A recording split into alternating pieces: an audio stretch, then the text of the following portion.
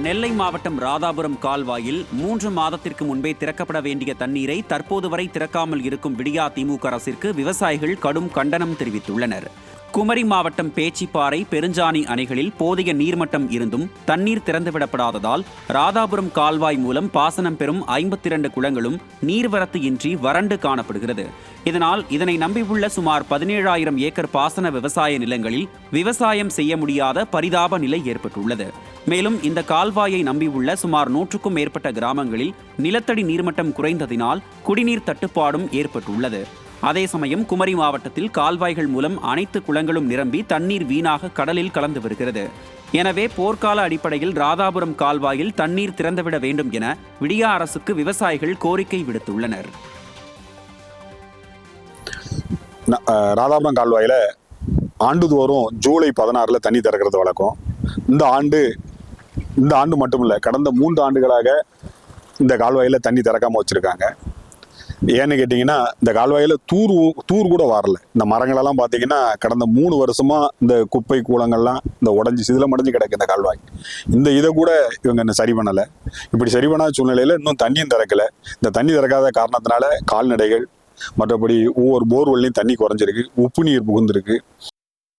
சிதம்பரம் அருகே கார் மீது லாரி நேருக்கு நேர் மோதிய விபத்தில் ஒரே குடும்பத்தை சேர்ந்த 3 வயது சிறுவன் உட்பட 5 பேர் பரிதாபமாக பலியாகியுள்ளனர். சிதம்பரம் அருகே பி முட்லூர் மேம்பாலம் அருகே வந்த கார் மீது எதிரே வந்த லாரி கட்டுப்பாட்டை இழந்து நேருக்கு நேர் மோதியது. இதில் சென்னையில் சிகிச்சை பெற்று வரும் உறவினரை பார்த்துவிட்டு மீண்டும் சி முட்லூர் திரும்பிக் கொண்டிருந்த ஒரே குடும்பத்தை சேர்ந்த உறவினர்கள் 5 பேரும் இடிபாடுகளில் சிக்கி பரிதாபமாக உயிரிழந்தனர். தகவல் அறிந்த பரங்கிப்பேட்டை போலீசார் மற்றும் தீயணைப்புத் துறையினர் இடிபாடுகளுக்கிடையே சிக்கியவர்களை மீட்டு பிரேத பரிசோதனைக்கு அனுப்பி வைத்தனர்.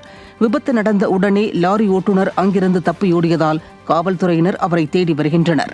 இந்த நிலையில் விபத்து நடந்த நெடுஞ்சாலை மேம்பாலம் ஒரு வழி பாதையாக இருக்கும் நிலையில் போதிய எச்சரிக்கை பலகை மற்றும் தடுப்புகள் வைக்கப்படாமல் இருப்பது குறித்து குற்றச்சாட்டு எழுந்துள்ளது.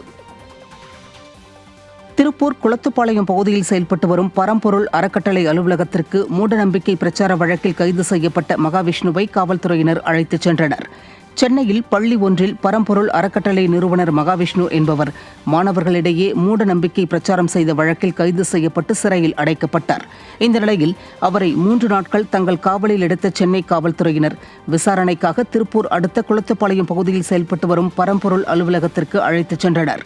இதையடுத்து அங்கு பாதுகாப்பு பலப்படுத்தப்பட்டது. மேலும் இந்த விசாரணையின் போது அவரது அலுவலகத்தில் இருந்த ஆவணங்கள், நன்கொடை வசூல், குறுகிய காலத்தில் வெளிநாடுகளில் கிளைகளை பரப்பியது உள்ளிட்ட பல்வேறு விவகாரங்கள் குறித்து அவரிடம் விசாரிக்க உள்ளதாக தகவல் வெளியாகியுள்ளது. நாகை மாவட்டம் செருதூர் மீனவர்கள் இலங்கை கடற்கொள்ளையர்கள் மற்றும் கடற்படையினரை கண்டித்து வேலை நிறுத்தத்தில் ஈடுபட்டனர். கடந்த சில தினங்களுக்கு முன்பு செருதூர் பகுதி மீனவர்கள் இலங்கை கடற்கொள்ளையர்களால் அடுத்தடுத்து தாக்குதலுக்குள்ளாகி மீன்பிடி உபகரணங்களையும் பறிகொடுத்தனர். அத்துடன் 2 தினங்களுக்கு முன்பு செருதூர் பகுதி மீனவர்களின் ஃபைபர் படகு மீது இலங்கை கடற்படை கப்பல் மோதியதில் 4 மீனவர்கள் கடலில் தத்தளித்து உயிரோடு மீட்கப்பட்டனர். இதுபோன்ற சம்பவங்களை கண்டித்தும் மத்திய மாநில அரசுகள் இலங்கை அரசுடன் பேச்சுவார்த்தை நடத்த கோரியும் இந்த வேலை நிறுத்தம் நடைபெற்றது. இதனால் செருதூர் பகுதியில் 2500க்கும் மேற்பட்டோர் மீன்பிடிக்க செல்லாமலும் 400க்கும் மேற்பட்ட ஃபைபர் படகுகள் கரையோரத்திலும் நிறுத்தப்பட்டிருந்தது. விடிய அரசு மீனவர்களின் நியாயமான கோரிக்கையை நிறைவேற்ற வேண்டும் என்பது அனைவரின் எதிர்பார்ப்பாக உள்ளது. அரசு அலுவலகங்கள், பள்ளிகள், மாநகராட்சி அலுவலகங்கள், மருத்துவமனைகள் போன்ற அரசு சார்ந்த நிறுவனங்கள் முறையாக மின்கட்டணத்தை செலுத்தாததால் சுமார் 250 கோடி ரூபாய்க்கு மேல் பற்றாக்குறை ஏற்பட்டிருப்பதாக தமிழ்நாடு மின்சார வாரிய அதிகாரிகள் தகவல் தெரிவித்துள்ளனர்.